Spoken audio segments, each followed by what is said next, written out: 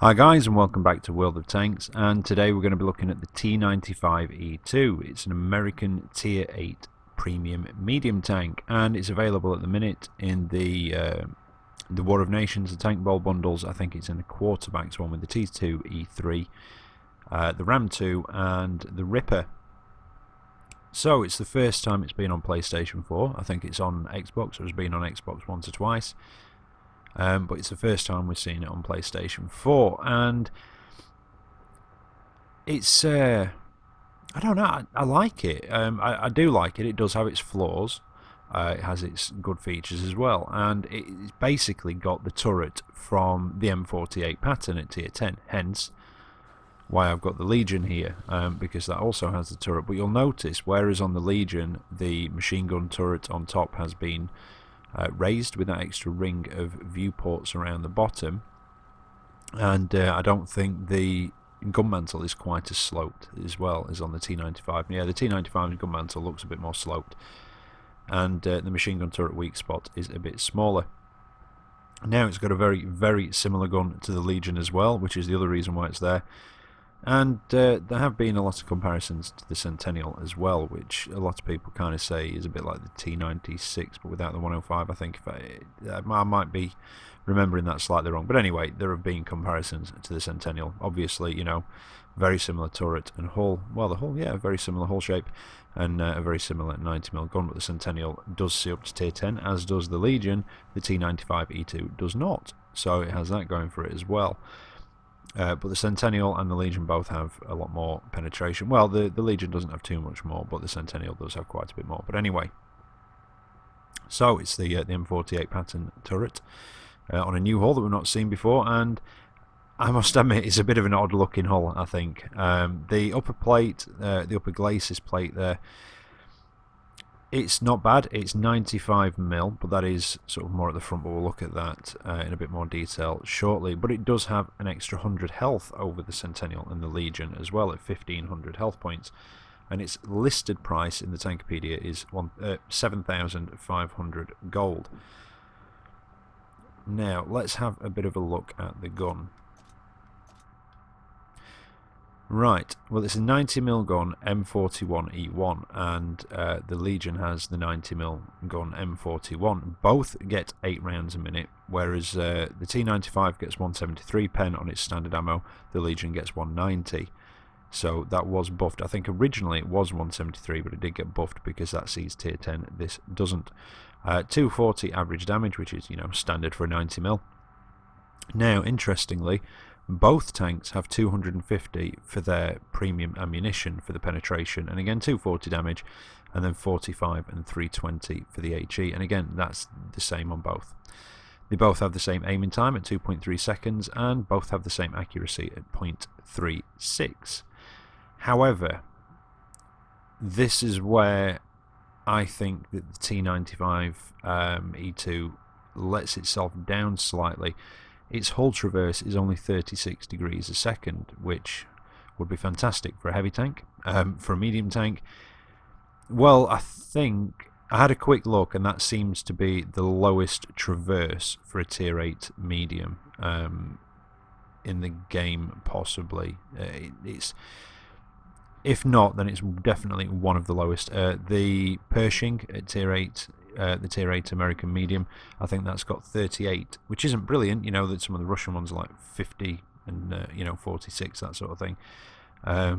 They are really high sort of hull traverse, so even for an American one it is fairly low. But yeah, I think that's where it lets itself down slightly with the hull traverse. And the turret traverse as well lets itself down a little bit at 32 degrees a second, which again is one of the lowest, if not the lowest, for a Tier 8 medium. But enough of that, let's have a look at the supplies. But the gun handling itself, for any of you who've got a Legion, it's very similar to the Legion. The Legion has fantastic gun handling. In fact, it's one of the best things about it. And so does this. It does have very good gun handling. It does have that 17 less penetration. But yeah, the gun handling is very good. And again, you don't have to see Tier 10. Now, your armor piercing ammunition is 255. Your high explosive anti-tank, which are your premium rounds on this one, are 4,000, and your high explosive are 255 as well. Equipment wise, well, I've just gone for a vertical stabilizer, gun rammer and vents. It just seemed to make sense to me, although you could, if you wanted, swap the vents out for coated optics maybe. I just want to see, yeah, heat on the Legion as well. So yeah, you could swap them out for coated optics, and it kind of feels a bit more like a support medium, a fast flanker, definitely.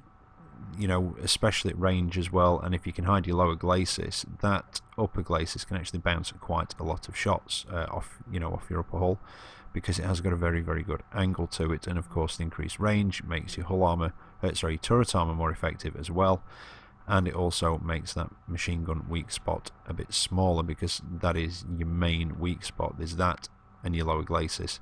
They're your two main weak spots from the front. Now, skills wise, well, I know I normally try and have a fairly fresh crew in here, but this one I've been wanting to train them up from a T54E1 a bit more, so I thought I'd put them in.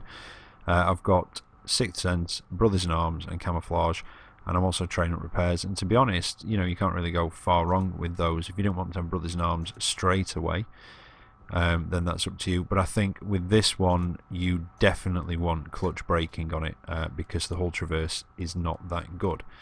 So yeah, clutch braking's a definite. Maybe smooth ride as well, because you know, it's like I say, its gun handling is quite good, and also things like yeah, maybe situational awareness as well, because if you can outspot the enemy, that's a good thing, because it does fulfill that support role very well. In fact, that's why I can't find the ones I'm thinking of, because I've just gone onto the commander. Snapshot will be another one, because, and again, it's not because the gun handling is bad, it's because it's so good. With Snapshot, it would just increase it even more, so that would be a good one. But yeah, definitely clutch braking on it as well, which I think is going to be one that I shall put on the crew. Now, bonuses, let's get those out of the way. It's you see, unlike the Legion, this has a 50% silver bonus. The Legion doesn't have one at all. But the Legion does have a much better XP bonus for the tank itself, and it has a crew XP bonus. The T95E2 does get quite a poor XP bonus at 10% actually. A lot of the tier 8s are sort of 15, so yeah, that is a little bit low for the tier. Now, let's start having a look at some of the modules. Right, well, it's quite a large engine which fills up most of the rear of the tank. It's 560 horsepower, which gives it a power to weight ratio of 15.21, which, to be honest, I think is about the same as a Tiger. I don't know how it compares to the Legion. That gets 14.34, so it is a bit more mobile acceleration wise than the Legion when it comes to going up hills and stuff, and I think it possibly, yeah, it just beats the Centennial as well, but it is definitely not one of the fastest mediums. You know, it's not bad. It can get going. It's got a top speed of 56 kilometers an hour, so it's the same as the Type 59. So it like I say, it's not the fastest medium, but it's definitely not the slowest either. And with that 56 kilometers an hour top speed, you will get up there. It might take you slightly longer to do it, and you do. Again, people familiar with the Type 59, with the Legion, with the Centennial, hills do slow you down a fair bit, but it's not a bad power to weight ratio, but it's definitely no CDC or not even possibly, well, it's the same as a Tiger, I think, actually, the power to weight ratio. So there you go. Anyway, it does have a good reverse top speed though of 21 kilometers an hour, which is just slightly higher than the sort of average highest, if you get my meanings. Normally the highest you see is sort of 20. And you do have a 15% chance of fire. Now, I have been set on fire a couple of times in this. It was actually, I took a shot through the rear. I was trying to relocate and a tank popped out behind me and put a shot into the rear. But I have had a couple of fires in this already. So even though it's only 15%, I think possibly because the rear armour is so thin, your engine gets damaged more because, I don't know. But anyway, yeah, I have had a couple of fires. Now, the gun, we've already covered the aiming time, but you've got 19 degrees of elevation, which isn't bad at all, it's quite workable, and you've got 9 degrees of gun depression, which is quite nice as well. There's a lot of American tanks that have -10, but -9 is more than enough and quite workable, and it allows you to work the ridge lines with this, and that's the flavour of American tanks, isn't it? They're very good at working the ridge lines. Now, If you remember with the Legion, your good depression on that is also 9 degrees, but not over the front of your tank, only over the side. That is not the case with the T95E2. Because of that sloped frontal hull, you do get 9 degrees, or, well, not over the rear of the tank, so do bear that in mind. Or I don't think you do quite over the rear, although I could be slightly wrong. That's something I haven't checked. So I'll have to check that and let you know. But it does have that bit of a slope down, so yeah, you might get it over the rear, but you do get it over the front. Now, try and speed this up a little bit. Terrain resistances 0.9, 1.1 and 1.9, so they're not too bad either, but you know, off-road driving wouldn't go amiss, but I wouldn't say it was a priority one. Big old turret on top, 390 meter view range isn't too bad. And your concealment is 0.17 and 0.13, and that's stationary and moving, and it does kind of feel low profile, and it kind of looks low profile, but I think that's deceptive because it is quite a long tank, and it is quite a large tank, so I don't think it's quite as low profile as it actually appears. Now, the radio is in the rear right hand side of the turret, and ammunition blocks, well, they're in a different place in the turret to the Legion, but it is still a big old ammunition block towards that rear left hand side, and something very, very British. Yay! Because I love having my ammo racks in the front of the tank. It just makes me feel so special. So yeah, you do have the ammo racks in the front. So when you're shooting at one of these things and you've got the lower glacis, left or right side, and there's a good chance you're going to damage the ammo rack. If you're in one of these things, try and hide that at all costs. And a skill, yeah, possibly safe stowage. That one did slip my mind, and I've not needed a wet ammo rack yet, so I wouldn't recommend one, but if you do have that problem, just stick one on until you get safe stowage on your crew. Speaking of crew members, your driver is sat right down in the middle. There is little driver's viewports there, right in between the ammo racks, and you've got your commander up in the machine gun cupola up there, and you've got your loader and your gunner sat in the turret with him. Now, armour wise, yeah, it's a mess. The armour is all over, as you can see. Now, the basic figures are 95 on the front of the hull, so that's 5 less than the Legion, but 10 more than the Centennial. You've got 71 on the sides, but as you can see, that's not quite the case, and quite a paltry 25 on the rear. The turret itself, 178 on the front, 102 on the sides, and a fairly poor 51 on the rear, but we'll actually have a look at the armour figures themselves. So 120. Well, the rear is supposed to be 25, but the upper rear glacis, or the upper rear glacis plate there is, well, it falls into the 1 to 20 bracket, so that's probably why I get my engine set on fire. Well, yeah, get hit in the back and your engine's probably going to set on fire. That's my experience anyway. The floor of the hull and the tracks fall into that bracket, and I'm assuming there'll be the upper limit of sort of 20mm of spaced armour. Now, 21 to 30, well, that's the top of the turret itself and the top of the machine gun cupola, the top of that bump on the back of the turret, and the engine deck, and also just a small surround underneath the turret just creeping out onto the front deck there. 31 to 50. Now, the sides, you know, they do say 71mm, but the rear half of the tank and sort of thin strips extending down on the lower half of the side of the hull fall into the 31 to 50 bracket, as does the rear of the turret, which I think is supposed to be 51, did I say? Yeah, 51. And also small patches all over the turret. Now, in fact, no, I was going to say, if you have a big enough gun, you wouldn't be able to overmatch that patch on the front of the turret, I don't think. It's a very small target. Well, you might do. But if you've got that, you just go for the machine gun cupola on top. You know, that is, like I say, apart from the lower glacis, that's your main weak spot on one of these. Now, moving on, 51 to 70. Again, various patches on the hull. There's one on, and on the turret, sorry. On the rear left-hand side of the turret, you've got a patch of the thicker armour there, and it is just all over. On the right-hand side, you've got 2 patches on the sides of the hull as well, and then 2 more thicker patches sort of reaching down where the front drive wheels would be, or if they're the idler wheels, I'm not sure on this one. So yeah, it is all over. And then, you know, this is the bracket it's supposed to fall into, the sort of 71, which is again just small patches on the front of the turret, and also on those angle bits just towards the rear of the upper glacis there. The machine gun cupola falls into that, as do what I would call the sides of the turret proper. Again, just small patches. 91 to 120. You've got, well, it's creeping forwards on the turret. You've got the turret ring there, which also sticks out, but that's behind the track covers. There's a thin strip, as you can see there, just at the back of the upper glacis. Again, some more of the sides of the tank fall into that bracket, as does the whole sort of upper glacis there, and the lower glacis as well, but I would say that's probably not 95. Now, I think I've missed a bit on the front, which is there, yeah, just above the driver, where the driver's viewports are.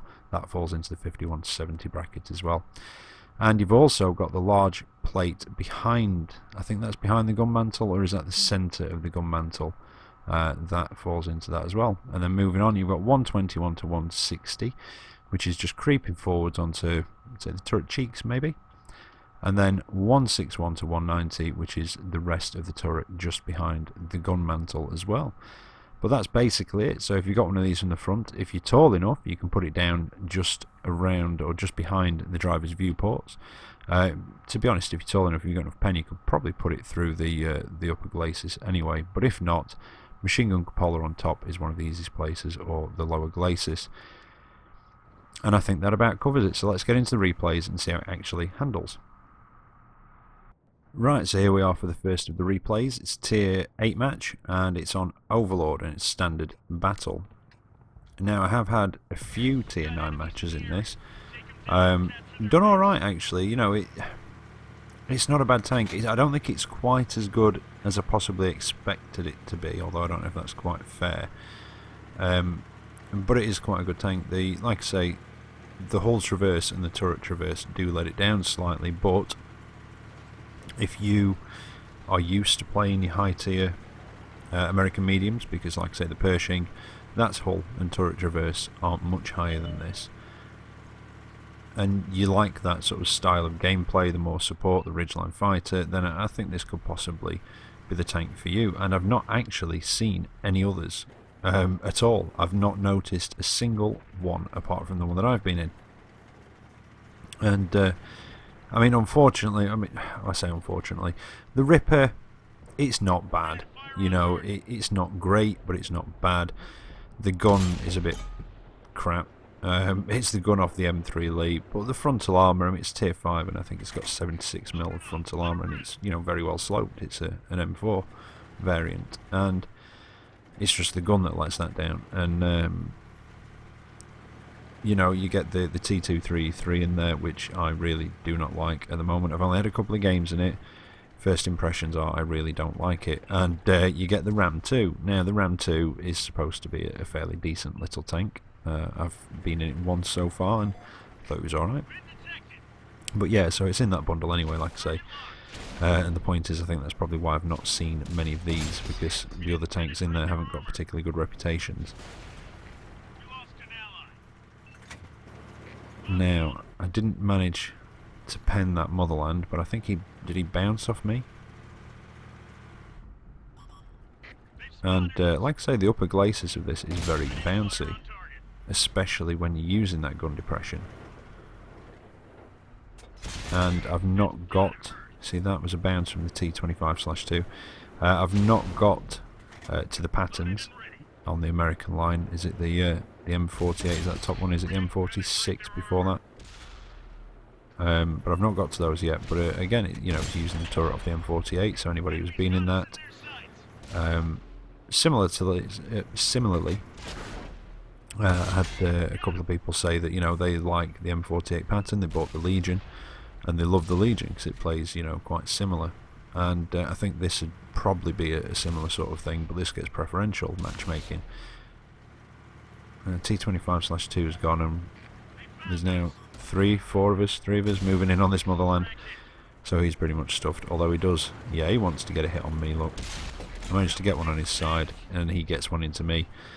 I wasn't looking where I was going. If I'd avoided those walls, I might have gone a bit quicker, but I got the last hit in.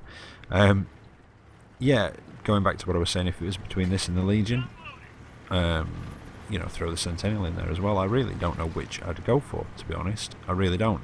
This Hasn't got as much pen as the other two, but it does get preferential matchmaking. The Legion's got better hull traverse and turret traverse, but this has got a higher top speed and a slightly better power to weight ratio. And where that shot went, I don't know. Can I ram him? Oh, no. If I had better hull traverse, I probably could have done. I did get a parting shot into his arse, though, as he disappears. Oh, and then I take one in my arse from the IS.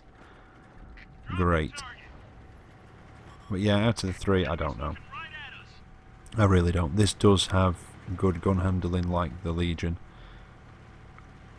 I know some of you might be shouting at me because of the Sentinel's turret, but I think it'd probably narrow it down to this or the Legion, and that's because of the gun handling. Now, I took a bounce from the IS.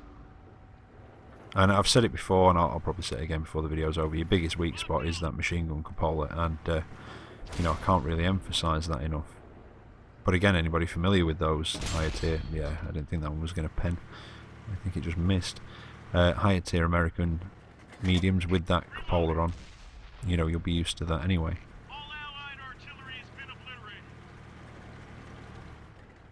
But yeah, it does have it, like I say, it's got its bad points. It's hull, turret traverse.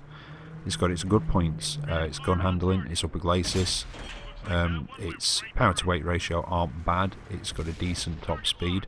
Its turret's not bad when you can use it properly, and you know you're moving back and forth. And it's got good gun depression, good gun handling. So again, it's really, you know, I'm not saying yeah you must go out and buy this. I'm just showing you what it's like. I'm telling you my opinions on it. And it's up to you to make up your mind as to whether you'd actually like to play this or whether it's your sort of thing or not. It's quite a decent money earner. There's a Tiger 131. Yeah, oh no, he bounced. I was going to say he'll pen my lower glacis, but he didn't. And I don't know what happened quite there. I wasn't quite looking. And that's a bounce. You do have to be careful side scraping in this.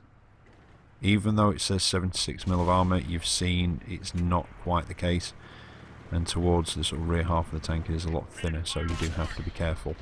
And if one is side scraping, try and go for the rear of the tank because of the thinner armour. And that's it, we capped out for the win.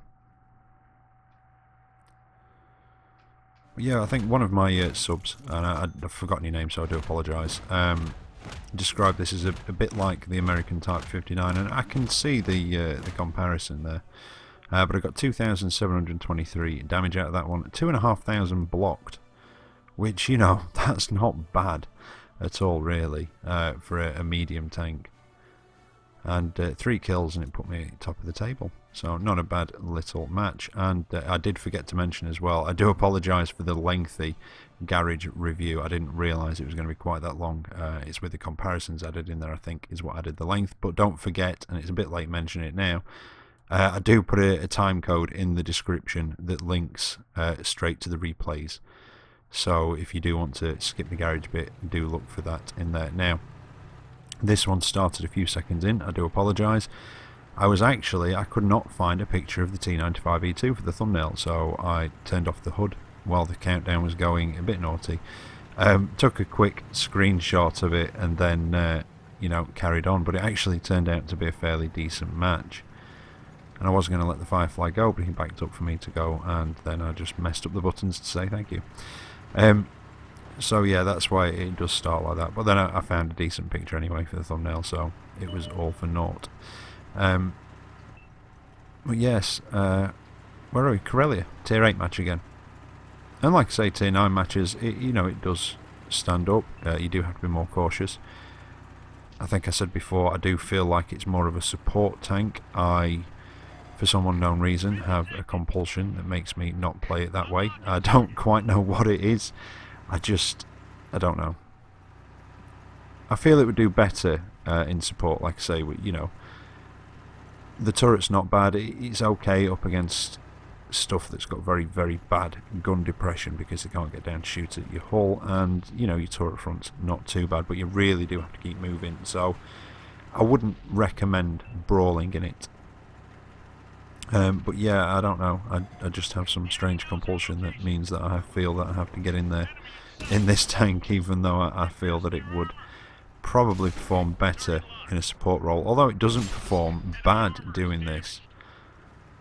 I wouldn't do it in a tier 9 match. I do play a lot more cautiously in those. But, you know, I've managed to bounce... Well, I bounced one shot, didn't I? And then the Trax 8, the other one, or did they both on this VK? And I don't know if the Trax 8 it then, or if that little... Is it a KV-13? Looks like it, possibly. Got in the way. Now we've got a VK-4502. And what we got here? Another 3001D. Put a shot into him. Yeah, I was a bit of a dodgy angle there actually. I should have pulled back a bit more and re-angled. And I could have taken a hit from that 3001D, but as it happens, the 4502A popped over and put one through my drive wheel. And now I've got a Nassau on as well. He's about done. I can't quite get a shot. And just a second too late. But it looks like the VK is going to finish off that guy that's up here with me, though, unfortunately. He's going for me. Back up a bit. Try and stop him getting a shot. And now go for the side of the turret. And I've not had to fire much premium ammunition in this either. I know the 173 pen doesn't sound much. The IS6 has 175, and that can be a bit of a pain, but I've not had to fire a great deal of it. I've had to fire the odd one. I think, again, mostly against the front of, I think it was a tier 8 Japanese super heavy. But then again, they are very well armoured. Now, this is possibly where I make my mistake in this match. It's 360H, and I put one into him. And I was going to pull back and, you know, pop out a little bit and get a shot in, but he's pulled back a bit, and I decided to go for it. And then the Jagdpanther 2 pops up, but I'm pretty much committed now. If I stopped and reversed, I'd take a lot of damage. And then Artie slams one into me. It was a good shot. I've got to admit, you know, I was going full tilt down there. You can see what I mean, you know, a slight decline, slight, you know, downhill. And it can pick up speed fairly quickly, and on the flat it gets up there, so you know it's fairly mobile in a straight line. But yeah, I was committed, and I had to get across here, and basically the Jagdpanther is super aggressive and comes straight around the corner at me, and I've got to try and get around behind him. And I just wish it had that little bit more on the power to weight ratio, but I've just managed to get alongside him. I did mess up a couple of shots. I must admit I was panicking ever so slightly, so I did badly aim, and that one was badly aimed. I take a hit which damages my ammo rack, but I fix it, and is he going to kill me? Thankfully, even though it was a bit of a 50-50, my last shot did go through, but I had some good support from that. I think it was the Super Pershing that's been coming around that way with me. So that was very lucky, and I'm now on 29 health. And yeah, I think that was my mistake, going for it. I should have waited to see if there was anything else there. And there, I was about to go the other way to get Artie, and he comes around the corner, and I'm just thinking, oh crap. Yeah, and he has me. So that little wiggle that I did just before that, I was considering turning to the right and going around the other way on Artie, and I just wish I had. But you take your choices, you know, you take what's coming to you afterwards. That's the way it goes, isn't it? Not a bad match. It was a defeat, unfortunately. 2,660 damage done, 1,000 assisted, well, just over, and 995 blocked. And I came second. Super Pershing had quite a decent game there, so well done to him. But there you go. That's the T95E2. Like I said, I don't think it's quite as good as I was hoping for, expected to be, but it's not a bad tank, and I have been enjoying it. And I think if you like your high-tier American tanks, you'll possibly enjoy that. But I hope you've been entertained and been able to make up your mind. So as always, take care out there, and I'll catch you next time. See you later.